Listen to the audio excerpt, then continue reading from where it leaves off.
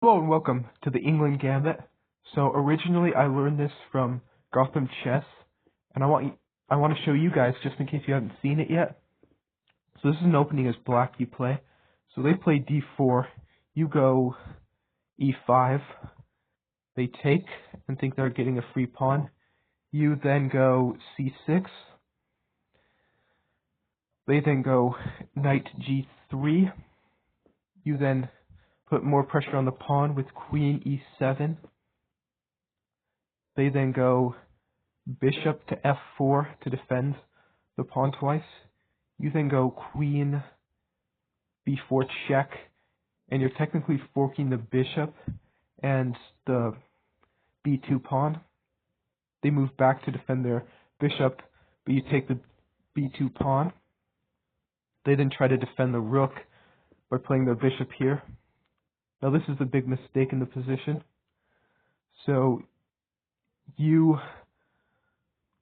then double down on the pressure, and you pin their bishop to the king, so they can't take your queen. And the most likely response at this point, at this point they're probably losing a piece, so they just cut their losses and maybe take this. The best thing to do, I believe, is taking back like this. And then the best thing they can do, and basically the only thing they can do to really save things, is go, as far as I've seen, is go knight a3. They're then defending that square, and they will lose their knight, but then they're not under as much pressure afterwards, and they can move on with the game. But what's the optimal thing where you can get a quick checkmate? So instead of taking the bishop, they go here, thinking that when you take their bishop like this, which you're going to do, they're going to take your queen like this, and then they think they're fine here, but they don't see the checkmate, and that's the move 8 checkmate. It's my favorite thing when you get a game like this. I play the England Gambit all the time, and whenever I get a game like this, I get really excited. But it doesn't happen that often because a lot of people know stuff against it.